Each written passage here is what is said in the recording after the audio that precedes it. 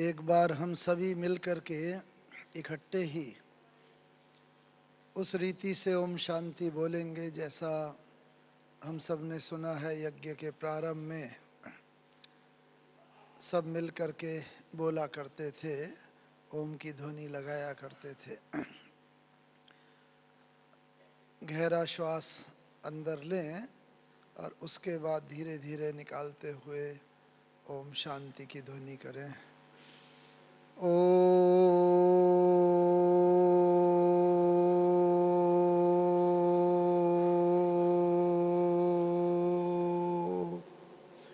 शांति।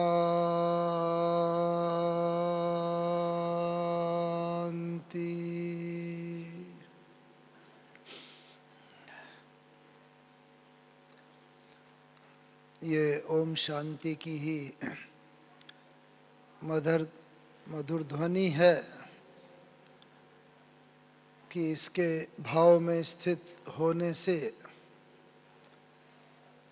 मन जीते जगत जीत सहज ही बना जा सकता है। ओम का अर्थ तो बाप दादा ने हम सब बच्चों को बताया ही है। अहम आत्मा मम ये शरीर, मैं आत्मा हूँ, ये मेरा शरीर है। और ओम शांति अर्थात मैं आत्मा शांत स्वरूप।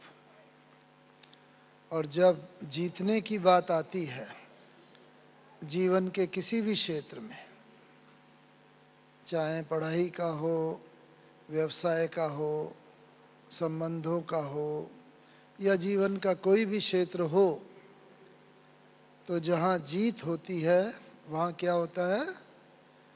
खुशी होती है, उमंग होता है, उत्साह होता है और हमेशा ही आगे बढ़ने की प्रेरणा मिलती रहती है। तो मन को जीतने का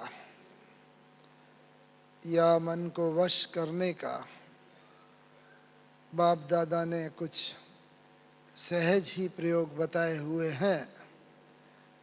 और हमने स्वयं भी जो साकार ब्रह्मा बाबा के जीवन में और उनकी अंतिम कर्मातीत अवस्था के समय जो स्थिति देखी, उन सब का वर्णन और श्रवण करते हुए, मंथन करते हुए आज हम सब लोग ये विचार करेंगे कि किस प्रकार से मन अर्थात जो आत्मा की विचार शक्ति है, उसके ऊपर हम सहज ही कैसे नियंत्रण कर सकते हैं। मन जीते जगत जीत जो कहा जाता है, हमें कैसे पता चले कि मन के ऊपर हमारा नियंत्रण होता जा रहा है, मन हमारे वश में होता चला जा रहा है? ये अपने मन की विचारधारा से मुख्य 3 बातों से हम एक जान सकते हैं। पहली बात, मन जो संकल्प शक्ति का नाम है, तो हमारे मन में कितने संकल्प आते हैं, संकल्पों की संख्या कितनी? मनोवैज्ञानिक कहते हैं मन के अंदर जो विचार आते हैं बहुत, उनकी संख्या काफ़ी होती है, लेकिन फिर भी अगर मोटे तौर से देखा जाए तो हर 2 सेकंड में एक विचार आता है। प्रति 2 सेकंड में एक विचार, यानी कि 1 मिनट में कितने विचार हो गए? लगभग 30 विचार हो गए। और इस प्रकार से सारे दिन भर में मन के अंदर विचारों की संख्या लगभग 25-30 हजार विचार आ जाते हैं। कोई बड़ी बात नहीं। इन विचारों को मन हैंडल कर सकता है, लेकिन समस्या तब होती है जब विचारों की संख्या बहुत बढ़ जाती है। 25-30 हजार के बजाय 40 हजार, 45, 50, 60 हजार, 70 हजार जब विचार होने लगते हैं तो विचारों की संख्या बहुत बढ़ जाती है। और जब विचारों की संख्या बहुत बढ़ती है तो हम सभी का क्या अनुभव है? पहली बात तो विचारों की संख्या बढ़ती कब है? कब बढ़ती है? जब कोई ऐसी परिस्थिति हमारे सामने आती है एकाएक ही, चैलेंजिंग सिचुएशन, जो हमें लगता है बड़ी कठिन है, कैसे पार करेंगे, क्या होगा, और जब उसमें विचारों की संख्या बढ़ने लगती है बहुत, फिर मन में तनाव होता है। उदाहरण के तौर पर मानो आप सब यहाँ बैठे हैं, बड़ी शांति से आबू मधुबन का ये वातावरण, शक्तिशाली आध्यात्मिक वातावरण है, बहुत आनंद ले रहे हैं, लेकिन सडनली आपके मोबाइल में कोई मैसेज आता है कि आपके फलाने मित्र संबंधी का कोई एक्सीडेंट हो गया, या बहुत सीरियस है, या ऐसी परिस्थिति जो आपने सोचा भी नहीं होगा हो गया, तो बस विचारों की संख्या एकदम बहुत बढ़ जाएगी। क्या होगा उसके परिवार का, कैसे होगा, कहाँ होगा, आदि आदि। तो विचारों की संख्या जब बढ़ती है तो एक है मन के विचारों की संख्या से हम मन की स्थिति को जान सकते हैं, क्वांटिटी ऑफ थॉट्स। दूसरी चीज है क्वालिटी ऑफ थॉट्स। एक है विचारों की संख्या, दूसरी है विचारों की क्वालिटी, गुणवत्ता। कैसी विचारों की क्वालिटी, उसमें कितनी सकारात्मकता है और कितनी नकारात्मकता है। और जब विचारों की संख्या में, जैसा कलयुगी दुनिया में अधिकतर होता है, नकारात्मकता ज़्यादा होती है, घृणा, ईर्ष्या, द्वेष, बदले की भावना, क्रोध, अहंकार, लोभ, मोह आदि आदि, इनके वशीभूत होकर के जब ऐसे नकारात्मक विचार अगर आते हैं तो क्या होता है? विचारों की संख्या बढ़ जाए और विचारों में नकारात्मकता अगर आने लगे तो फिर विचार तो आत्मा का अंग है, तो उसका प्रभाव शरीर पर बहुत तेजी से पड़ता है और शरीर में बीमारियां आने लगती हैं। और डॉक्टर भी आजकल ये कहते हैं कि लगभग 80% से अधिक बीमारियां मन के विचारों के कारण होती हैं। जितनी नेगेटिविटी होती है, नकारात्मकता, बहुत सोचना बहुत ज़्यादा, तो नकारात्मकता। तो क्वांटिटी ऑफ थॉट और दूसरा क्वालिटी ऑफ थॉट्स। और तीसरी है डायरेक्शन ऑफ थॉट्स, विचारों की दिशा। और इस कारण से जब विचारों की दिशा बहुत ज़्यादा हो जाती है, आपने देखा होगा अभी अभी एक विचार आ रहा है, अभी मन चला गया घर में, घर के विचार आ गए, कोई धंधे के विचार आ गए, कोई एंटरटेनमेंट के विचार आ गए, खेल कूद के, यानी चारों तरफ मन भागता रहता है, तो वो विचार कमजोर होते रहते हैं। और जब विचारों को हम एक ही दिशा दे देते हैं, उन विचारों में शक्ति आ जाती है।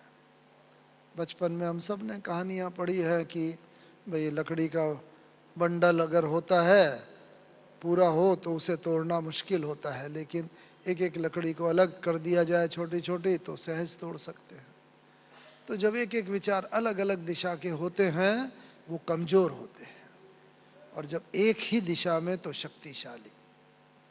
और बचपन में हम सब ने एक एक्सपेरिमेंट भी किया होगा कि सूरज के सामने वो एक लेंस अगर रख देते हैं, कॉन्वेक्स लेंस, तो सूरज की गर्मी साधारणतया अच्छी लगती है ठंडी के दिनों में जैसे, या शरीर सह लेता है, लेकिन जब उसके सामने लेंस रख दो और सारी किरणें एक ही जगह फोकस हो जाती हैं, तो जो चीज होती है वहां आग भी पैदा हो जाती है, जल जाता है।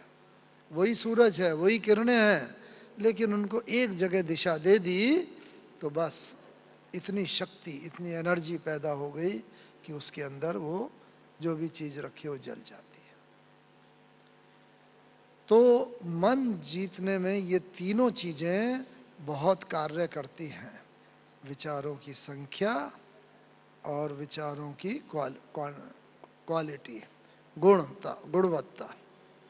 और अक्सर करके ये होता है कि जितने विचारों की संख्या ज्यादा होगी उतनी क्वालिटी कम होगी, और जितनी विचारों की संख्या कम होगी उतनी क्वालिटी ज्यादा होगी। और दोनों का एक दूसरे से बहुत गहरा संबंध है। मानो एक परिवार है, उसमें दो परिवार हैं। एक परिवार में 4 सदस्य हैं, एक में 8 सदस्य हैं। दोनों की आमदनी एक जैसी है, तो किसका quality of life, standard of living किस परिवार का ज्यादा अच्छा होगा? जिसमें कम सदस्य हैं, क्योंकि उतने ही पैसों में, उतने ही आमदनी में कम लोगों का भरण पोषण करना है, और उतनी ही आमदनी में ज्यादा संख्या का भरण पोषण करना है, तो उसकी क्वालिटी कम हो जाएगी। तो इसी तरीके से ये जितनी क्वांटिटी हमारी कम होगी उतनी हमारी क्वालिटी ऑफ थॉट्स ज्यादा अच्छी होगी। तो इसीलिए जब कभी ऐसी कोई परिस्थिति आए, क्वांटिटी, मन में बहुत संकल्प हों, परिवार में रहते हुए बहुत परिस्थितियां आती हैं, कभी स्वास्थ्य की, कभी पैसे की, कभी संबंधों की, अलग अलग प्रकार की समस्याएं आती है, तो क्वांटिटी, विचारों की संख्या जब बहुत बढ़ जाती है तो उस समय हम क्वालिटी ऑफ थॉट्स को बढ़ाने का प्रयत्न करें। यही क्वालिटी ऑफ थॉट को बढ़ाने का नाम ही राजयोग है। राजयोग में क्या होता है? योग में हम सब जानते हैं, बहुत समय से, अलग अलग समय से बाबा के बच्चे हैं। बस योग आए, लाल लाइट हुई, कोई गीत वगैरह बजा, तो बस योग में, हाँ, बैठे। जितना जितना योग में क्वालिटी बढ़िया होती जाएगी, उतना उतना विचारों के ऊपर और नियंत्रण होता चला जाता है।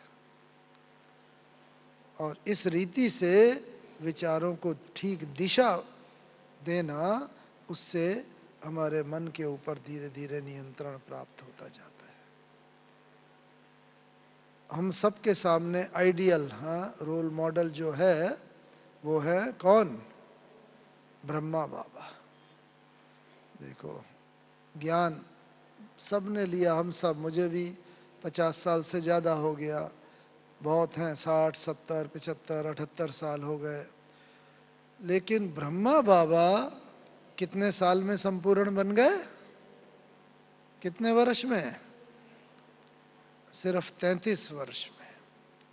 1936 में ज्ञान लिया, अपना यज्ञ शुरू हुआ, और बस 1969 में जनवरी 18 को बाबा संपूर्ण स्थिति को प्राप्त करके अव्यक्त हो गए। तो इतने कम समय में बाबा क्यों, कैसे अव्यक्त हुए, और हम सब भी और जल्दी से जल्दी कैसे फरिश्ता स्वरूप स्थिति को प्राप्त करके, मन जीते जगत जीत स्थिति को प्राप्त करके कर्मातीत अवस्था को प्राप्त करें, ये हम सबका लक्ष्य पूरा होना चाहिए। तो उस लक्ष्य को ध्यान में रखते हुए ब्रह्मा बाबा को भी ना, जब 1936 में ज्ञान हुआ, उससे पहले से ही बाबा थोड़ा सा एकांत प्रिय होने लगे थे।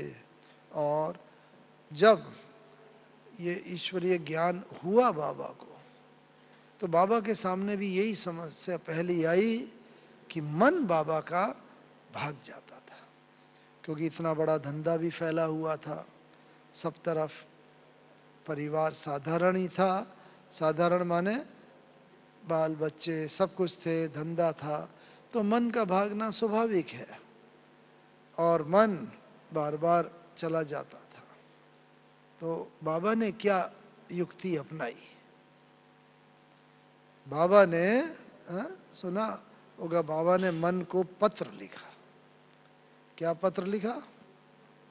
गौर से सुनना कि हे मन, मैं आत्मा राजा हूं और तू मेरा मंत्री है,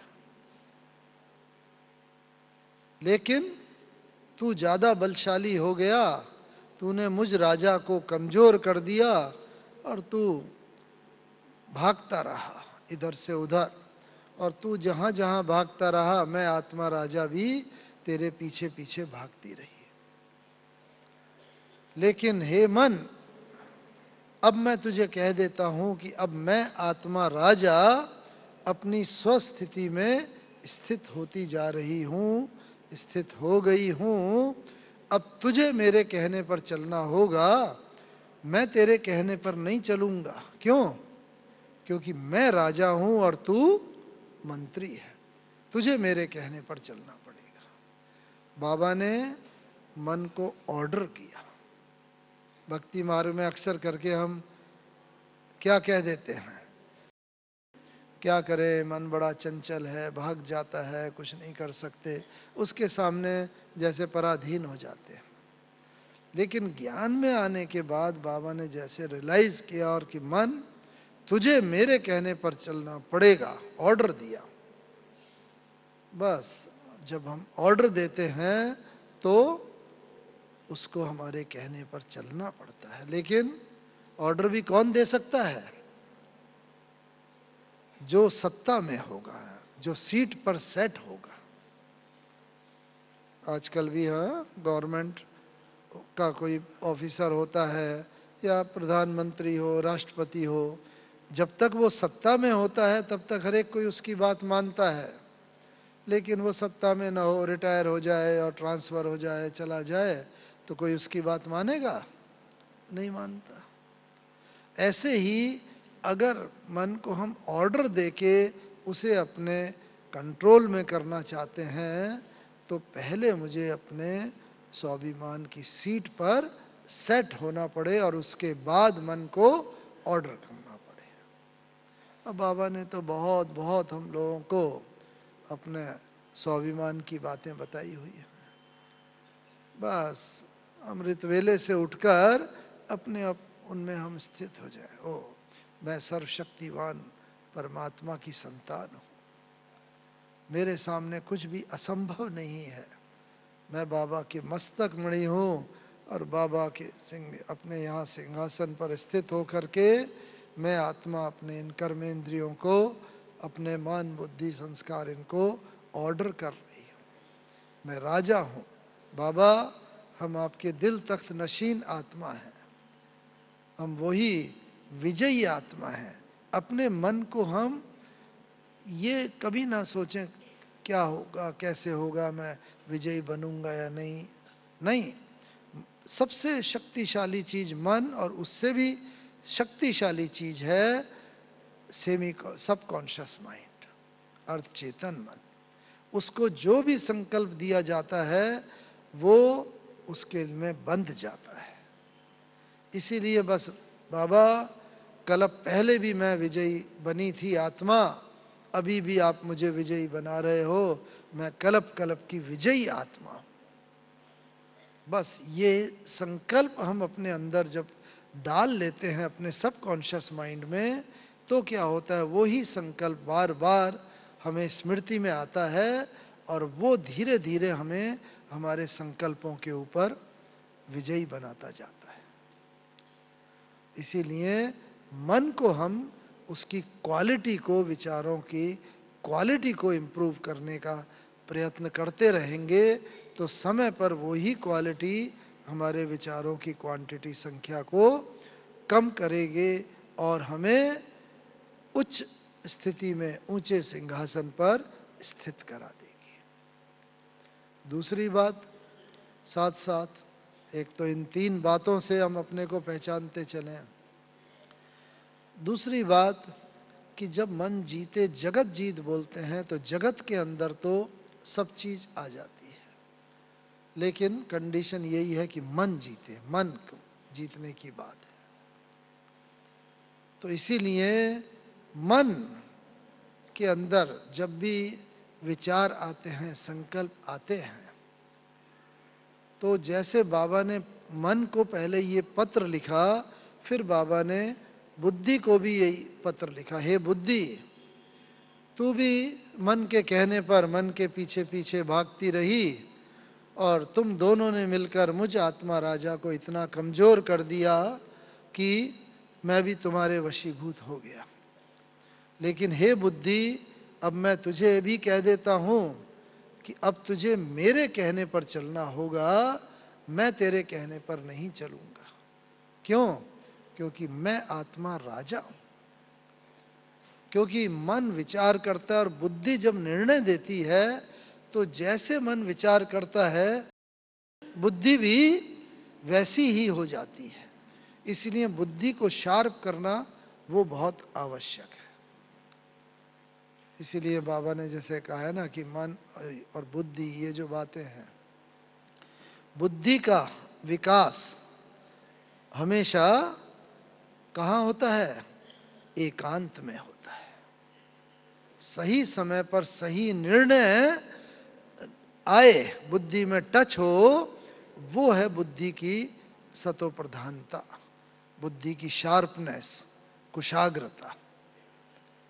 इसीलिए बुद्धि का विकास एकांत में होता है और चरित्र का विकास संगठन में होता है। तो यदि हम जीतना चाहते हैं, कलप कलप की बाजी जीतना चाहते हैं, तो इन दोनों में रहकर हमें चलना पड़ेगा। संगठन में तो हर एक कोई रहता ही है।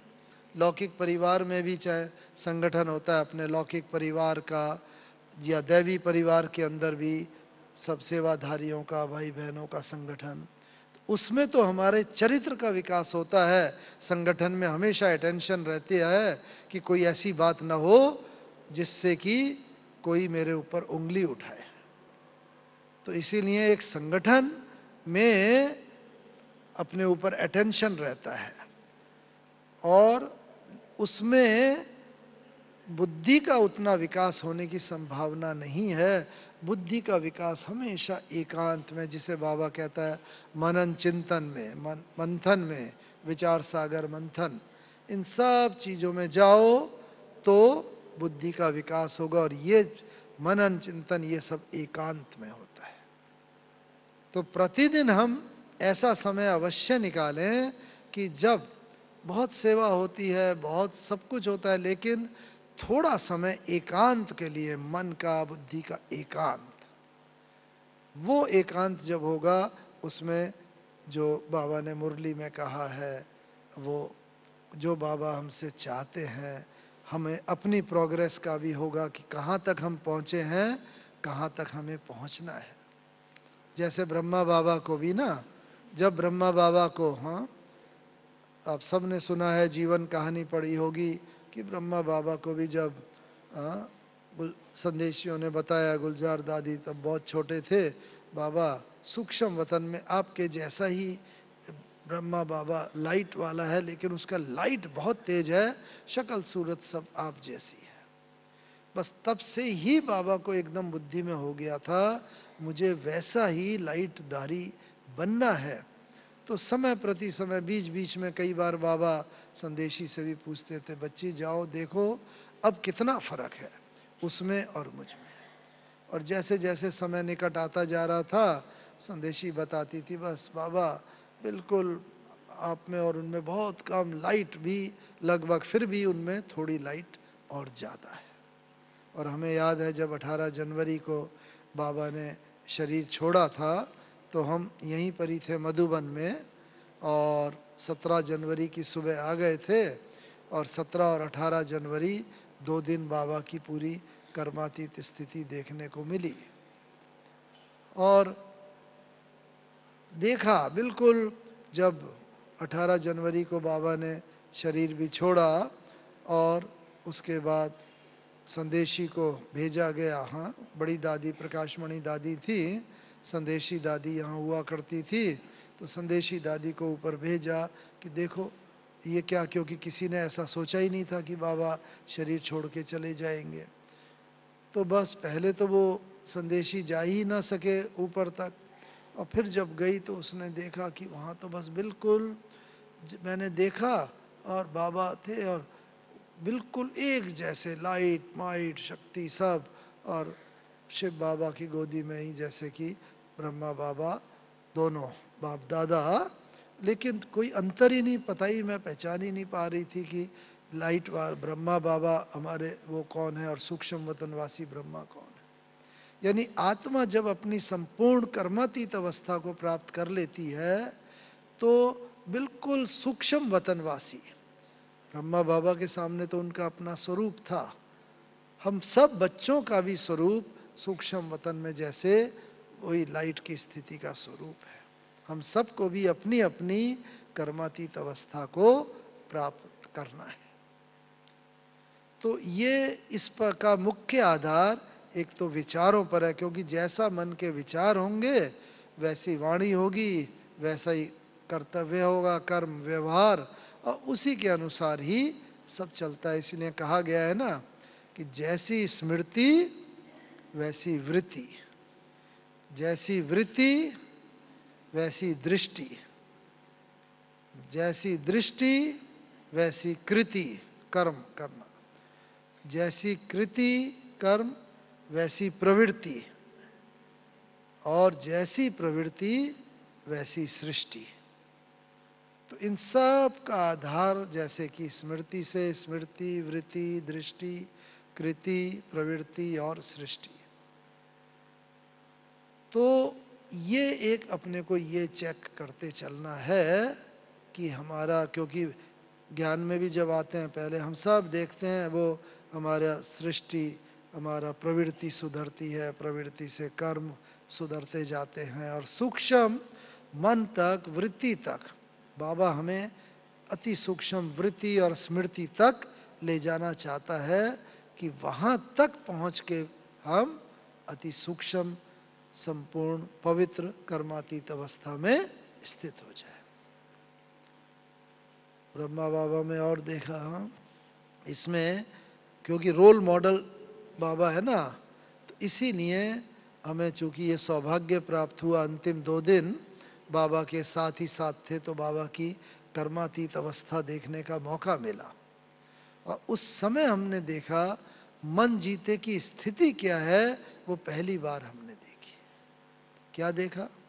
हमेशा तो जब बाबा से मिलते थे, बाबा के पास जाते थे, बाबा हाँ बच्चे हालचाल पूछते थे, बस क्या सेवा चल रही है, और अब पूरा समाचार सुन के बाबा अपना राय दिया करते थे, डायरेक्शन देते थे कैसे चलना है।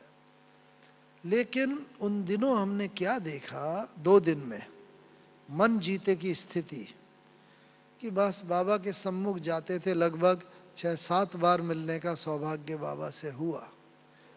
तो बस बाबा के सम्मुख गए, बाबा ने थोड़ा दृष्टि दी और मन का भाव समझ गए, हमें एक अक्षर भी बोलने की जरूरत नहीं पड़ी, और बाबा ने कहा कि बच्चे अच्छा ये पूछने आए हो, अच्छा ऐसा कर लो, ऐसा हो जाएगा।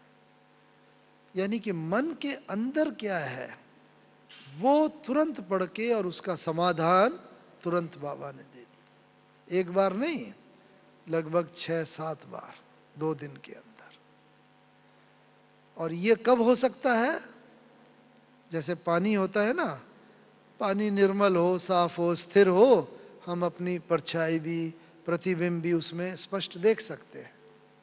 लेकिन पानी में अगर हलचल हो, एक छोटा सा कंकड़ पानी में डाल दो, लहरें पैदा हो जाएंगी, तो अपना प्रतिबिंब भी स्पष्ट नहीं दिखाई देगा। तो ऐसे ही अगर हमारे अपने मन में कोई भी संकल्प होंगे, कोई विचार होंगे, तो हम दूसरे के संकल्प को नहीं पढ़ सकते, क्योंकि हमारे अपने मन के संकल्प उसमें मिक्स हो जाएंगे।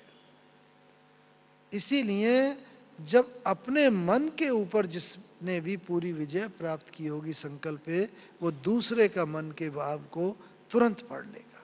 और ये हमने अनुभव किया उन 2 दिनों में भी, और 18 जनवरी की रात्रि क्लास में भी।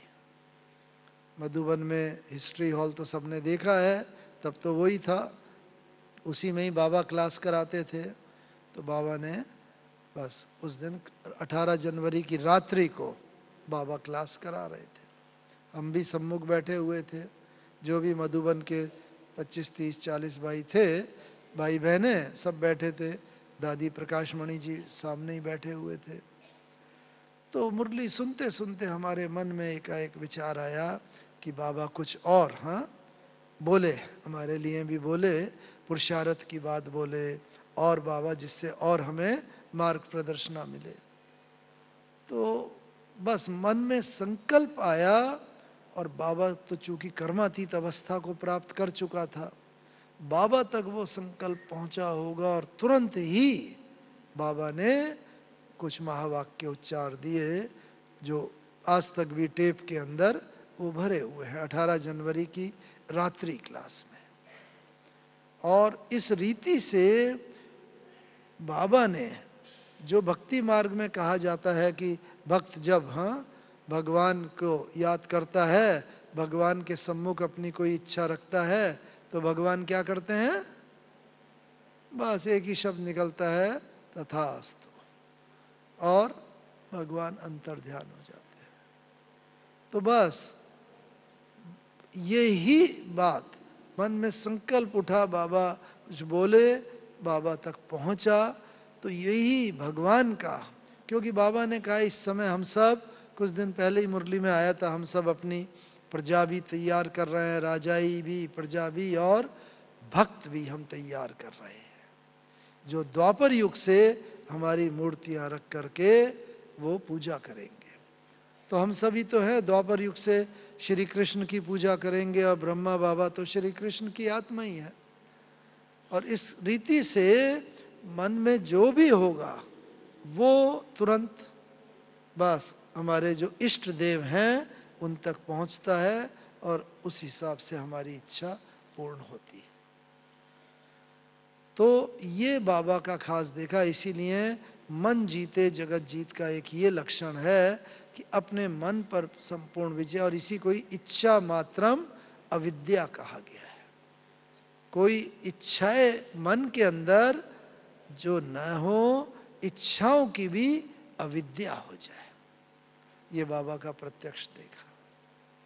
और मन जीते जगत जीत का क्या लक्षण देखा बाबा में? क्योंकि उस दिन बाबा ने मुरली चलाई वैसे नॉर्मल केस में, और बाबा को कई बार खांसी भी आती थी, उम्र भी थी, 93 इयर्स एज थी, सर्दी का मौसम भी था, और बाबा को तबीयत भी थोड़ा उतनी ठीक नहीं थी। लेकिन 18 जनवरी की रात्रि क्लास को बाबा को एक बार भी खांसी नहीं आई। नॉर्मल केस में जब खांसी आती थी ना, तो जो मन जीते जगत जीत का लक्षण यह है, मन माने अंदर की स्थिति, स्वस्थिति, वो स्वस्थिति परिस्थिति पर तुरंत विजय प्राप्त कर लेगी, ये है मन जीते जगत जीत का लक्षण। अभी क्या होता है, अभी तो परिस्थिति बाहर की स्थिति जैसी होती है वो हमारे मन पर प्रभाव डालती है। मानो कहीं किसी के अंतिम संस्कार में गए, मुर्दा घाट में, शमशान, तो वहाँ कहीं किसी की मृत्यु हो गई, तो वैराग्य की भावना, क्योंकि बाहर परिस्थिति में वातावरण सन्नाटा, वैराग्य की भावना है, हमारा मन भी वैरागी होने लगता है। क्या जीवन है, 2 दिन का जीवन है, आदि आदि। लेकिन जो आत्मा शक्तिशाली होगी, स्वस्थिति शक्तिशाली होगी, वो परिस्थिति को बदल देगी। और बाबा का हम यही देखते थे हमेशा, तभी भी हमने ये देखा कई बार बाबा को जैसे खांसी आती थी, खांसी में आंख भी गीली जैसे हो जाती थी, लेकिन इतनी बाहर की परिस्थिति शक्तिशाली होती थी, खांसी में तकलीफ जैसे लगता था देखने वाले को, लेकिन दूसरे ही क्षण बस बाबा कहता था, देखो बच्चे, अभी ये पुराना शरीर है, वो कलयुग की दुनिया है, और शरीर के अनेक कर्म भोग हैं, खांसी आती है, ये कल बाबा जाके ऐसा विष्णु कृष्ण बनेगा। बाबा के पास ही ट्रांसलाइट का पिक्चर रहता था, और ट्रांसलाइट के पिक्चर कृष्ण का, लक्ष्मी नारायण का, कल ऐसी दुनिया होगी। और बस बाबा खुशी में, जैसे बाबा कहता है खग्गियां मारनी चाहिए। हाँ, तो ये सिंधी शब्द है खग्गियां।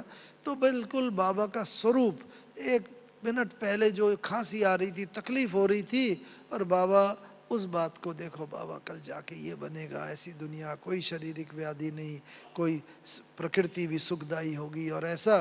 तो स्वस्थिति से परिस्थिति पर तुरंत विजय प्राप्त कर लेता था बाबा। और वही बाबा अभी हम बच्चों से भी चाहता है कि हम बच्चों की आत्मिक स्थिति, स्वस्थिति इतनी शक्तिशाली हो कि हम कोई भी बाहर की परिस्थिति, तन मन धन सम्मान समय, कोई भी परिस्थिति आए उसके ऊपर हम विजय पाले, उसके वशीभूत ना हो। और ये बाबा का प्रत्यक्ष देखने को मिलता था। ये देखा। और उस दिन 18 जनवरी को और खास क्या देखा कि बाबा को एक बार भी जैसे खांसी नहीं आई। हमेशा आती थी, बाबा विजय प्राप्त करता था तो भी समय लग जाता था, 1 मिनट 2 मिनट, क्योंकि जब वो तकलीफ दे और तब स्वस्थिति के द्वारा। लेकिन 18 जनवरी की रात्रि को जो बाबा ने मुरली चलाई, उसमें देखो एक बार भी बाबा को खांसी नहीं आई। और वो इस बात का प्रतीक है कि जब हमारी भी कर्मातीत अवस्था होगी ना, तो हम भी अपने शरीर के कर्म भोगों के ऊपर हमारा योग बल जो है संपूर्ण रीति से विजय प्राप्त कर लेगा। हम विजयी बन जाएंगे और कोई भी ऐसे व्याधि हमें परेशान नहीं करेगी। तभी तो गायन है, क्या गायन है? अंत मते सो गति का गायन। अंत में जैसी हमारी स्थिति होगी उसके आधार पर ही हमारा सारे 84 जन्मों का आधार है। 1-2 जन्म का नहीं, पूरे 84 सारे जन्मों का। और अंत में जिस समय हमारे प्राण इस शरीर से निकलेंगे, अंतमति सो गति। लौकिक दुनिया में भी ना, जब व्यक्ति रिटायर होता है या नौकरी से जाता है तो सारा जो उसको पैसे आदि, ग्रेजुटी या फंड वगैरह, प्रोविडेंट फंड या जो भी बेनिफिट मिलते हैं, पेंशन वगैरह, वो लास्ट पे ड्रॉन, लास्ट पे सर्टिफिकेट एलपीसी होता है, उसके आधार पर मिलते हैं।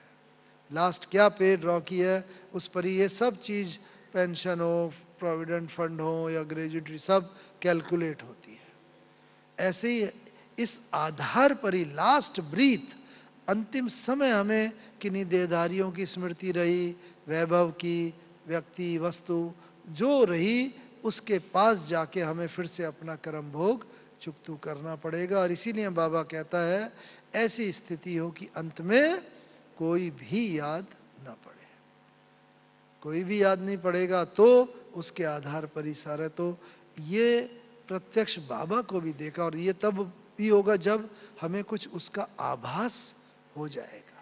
जितना जितना हमारी बुद्धि की लाइन क्लियर होती होगी, उतना उतना हमें आभास भी होता जाएगा हम कितना कितना कर्मातीत अवस्था के निकट जा रहे हैं। और वो बाबा का भी देखा।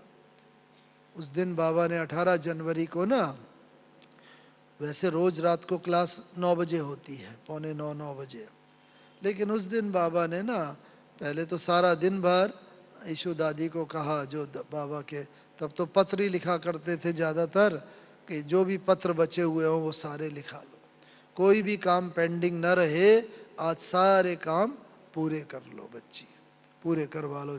कई जगह बाबा ने साइन किया। और जो ऊपर हमारा म्यूजियम का वो है ना, बिल्डिंग नक्की लेक के पास जो म्यूजियम है, वो बिल्डिंग भी बाबा ने तभी उस वक्त ही क्लियर किया था।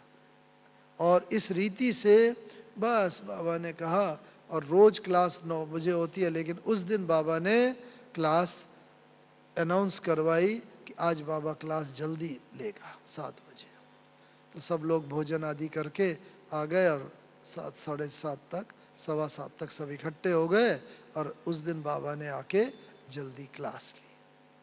पूरी क्लास में जैसा बताया एक बार भी कोई व्याधि नहीं हुई। और मुरली पढ़ के, मुरली बोल के बता के बाबा उस दिन क्लास करा के बाबा उठे, और उठ के फिर मीठे मीठे बच्चों को याद प्यार गुड नाइट कह के बाबा गए। बस एक दो कदम बढ़े, फिर बाबा रुक गए। फिर बाबा एक एक को दृष्टि देने लगे। एक एक बच्चे को बाबा ने दृष्टि दी। बाबा की दृष्टि बार बार प्रकाशमणि दादी पर आके रुक जाती थी, उनको बाबा बार बार ज़्यादा दृष्टि देते थे। फिर बाबा हर एक बच्चे को दृष्टि देते थे। एक दो कदम गए, फिर रुके, फिर दो कदम बढ़ के फिर बाबा घूमे, फिर सबको। बस बाबा को हो आज मैं बच्चों को शक्ति से संपन्न कर दूं, क्योंकि बाबा को तो मालूम था ये अंतिम साकार मिलन है। तभी बाबा ने बस हिस्ट्री हॉल के दरवाजे पर जाके कहा, टेप में अभी तक भरा हुआ है, अच्छा बाबा बच्चों से छुट्टी लेता है, विदा लेता है। ये शब्द बाबा ने पहले कभी नहीं कहे। बाबा बच्चों से छुट्टी लेता है, विदा लेता है, ऐसा कह के बाबा गए। ये है मन जीते जगत जीत की स्थिति। क्लियर आभास हो जाए, बस अब मैं आत्मा इस शरीर से पार्ट पूरा करके अब मैं जा रही है। तभी तो पूरा छुट्टी लेके विदा लेके बाबा गए। अब बस जैसा हम सब ने सुना है, वहाँ गए और वहाँ जाके बाबा ने दादी के हाथ में हाथ, नैन मुलाकात करते हुए बस छुट्टी ली और शरीर छोड़ दिया। लेकिन जगत जीत जब हम कहते हैं, मन जीते जगत जीत, तो जगत में तो ये सारी प्रकृति भी आ गई, पांच तत्व भी आ गए, जल अग्नि वायु पृथ्वी आकाश, जिसका हमारा ये शरीर बना हुआ है। तो जगत जीत यानी प्रकृति जीत।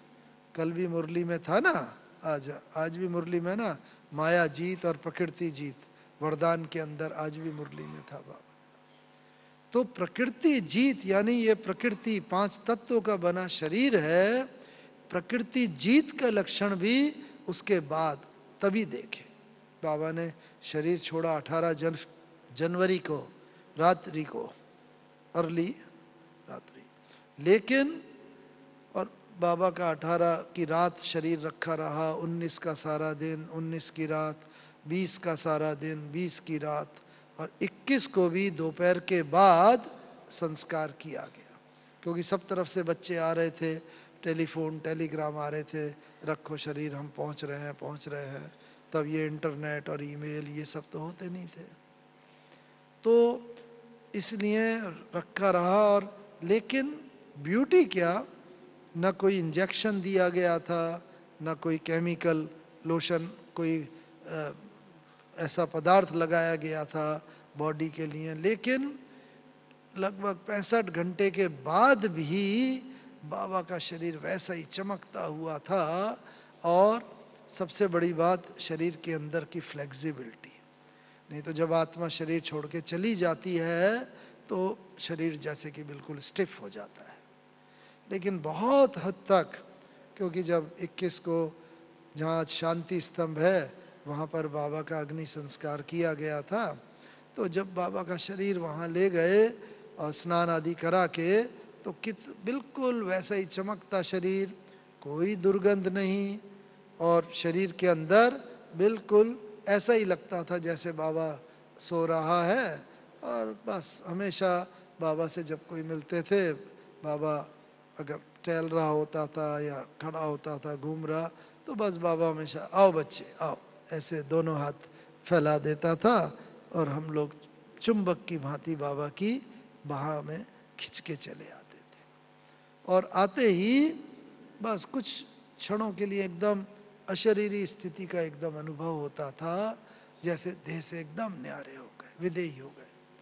फिर कुछ क्षणों के बाद दूसरों को भी मिलना होता था सब, तो बाबा ऐसे, हाँ बच्चे आओ आओ आओ बच्चे, ऐसे मीठे मीठे थोड़ी थपकियां सी देके, जैसे बाबा फिर देह में, कोई आत्मा देह छोड़ के नहीं जाती, लेकिन देह से न्यारी स्थिति वो अनुभव होता था। फिर देह में हम लोग जैसे खिंच के आते थे, फिर बाबा टोली खिलाता था और हालचाल पूछता था, फिर एक जाता था दूसरा आता था, इस तरह बाबा से सब मिला करते थे।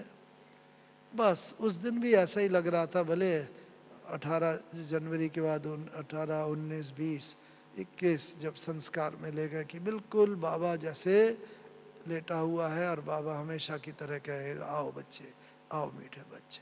वही गोरा रंग, चमकता हुआ शरीर, कोई दुर्गंध नहीं, कोई काला नहीं हुआ। ये है प्रकृति जीत का लक्षण कि आत्मा तो मन जीते अगर होगा तो प्रकृति जीते अपने आप हो जाएगा। प्रकृति माने 5 तत्वों का ये बना शरीर।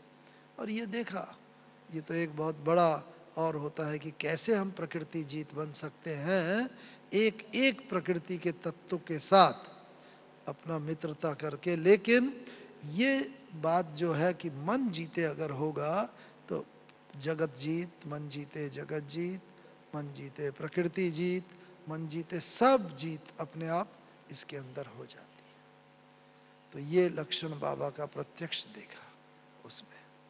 और इसके लिए एक अभ्यास बहुत जरूरी है जो बाबा को बहुत अच्छा अभ्यास था। वो क्या था कि जब चाहे देह में आना और जब चाहे देह से न्यारे हो जाना।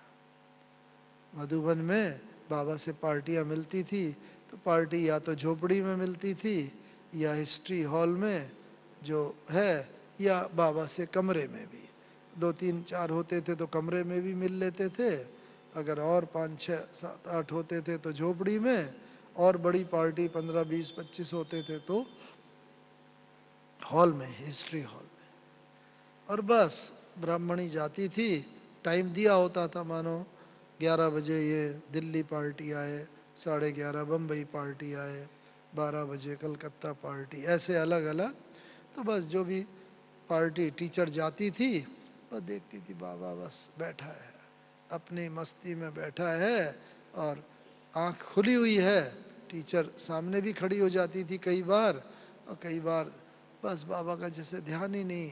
और टीचर कहते थे बाबा बाबा, तो वो बाबा जर्क्स जैसा थोड़ा सा, अच्छा बच्ची आ गए, हाँ बाबा पार्टी लाई हूँ, हाँ हाँ लाओ लाओ पार्टी को लाओ।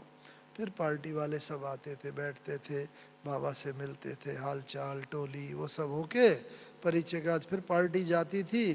फिर बीच में अगर थोड़ा टाइम होता था फिर बाबा देह से न्यारा।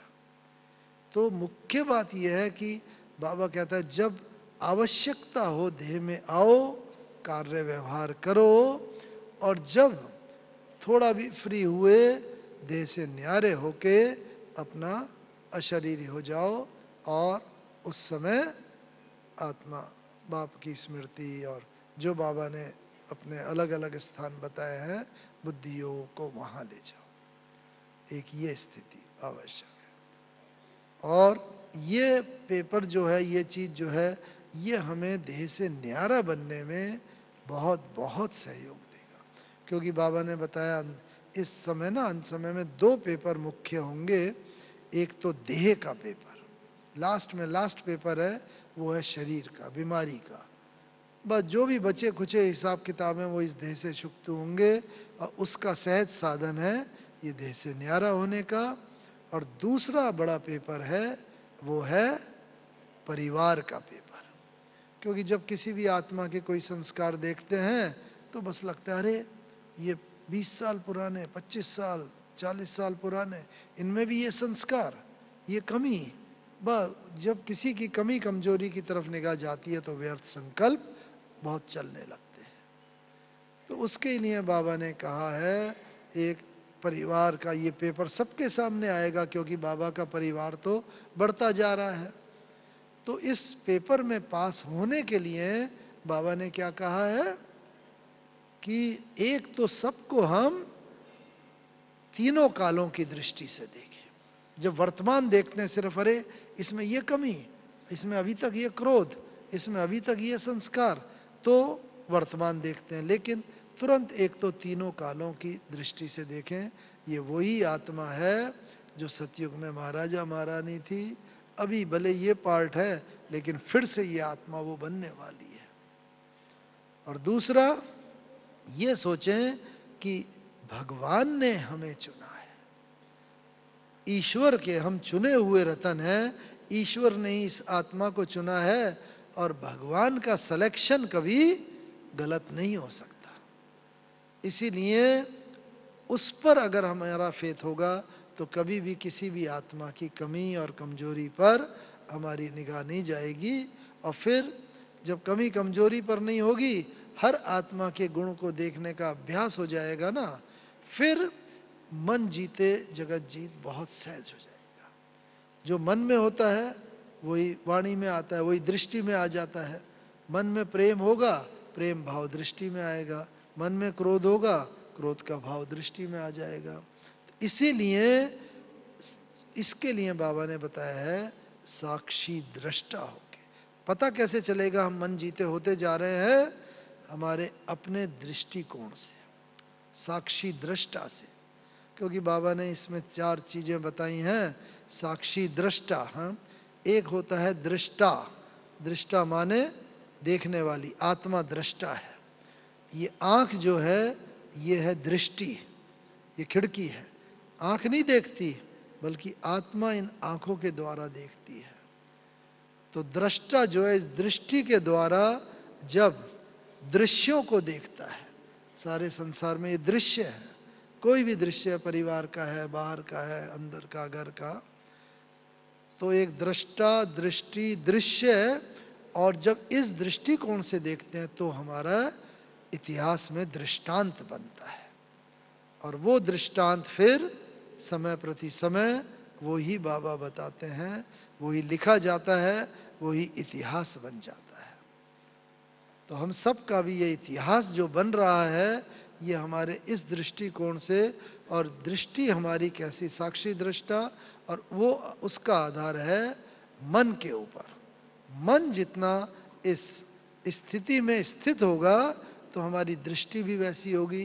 तो इन चीजों से हम पहचान सकते हैं अपने को कि हम कितना धीरे धीरे मन जीते जगत जीत बनते जा रहे हैं।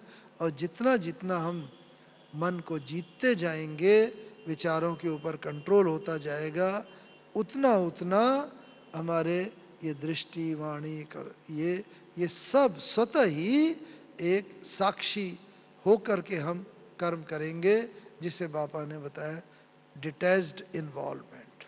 डिटैच होके न्यारी और प्यारी स्थिति, बस वो अपने आप होती जाएगी न्यारी और प्यारी। कर्म करेंगे, सब कर्म करेंगे, सेवा के और जो भी कर्म है, लेकिन स्थिति बिल्कुल न्यारी और प्यारी होती जाएगी। बस इसी स्थिति पर हम लोग बढ़ते जाएं और एक दूसरे को सावधान करते हुए अपनी अंतिम स्थिति को प्राप्त करते चले। ओम शांति, ओम शांति।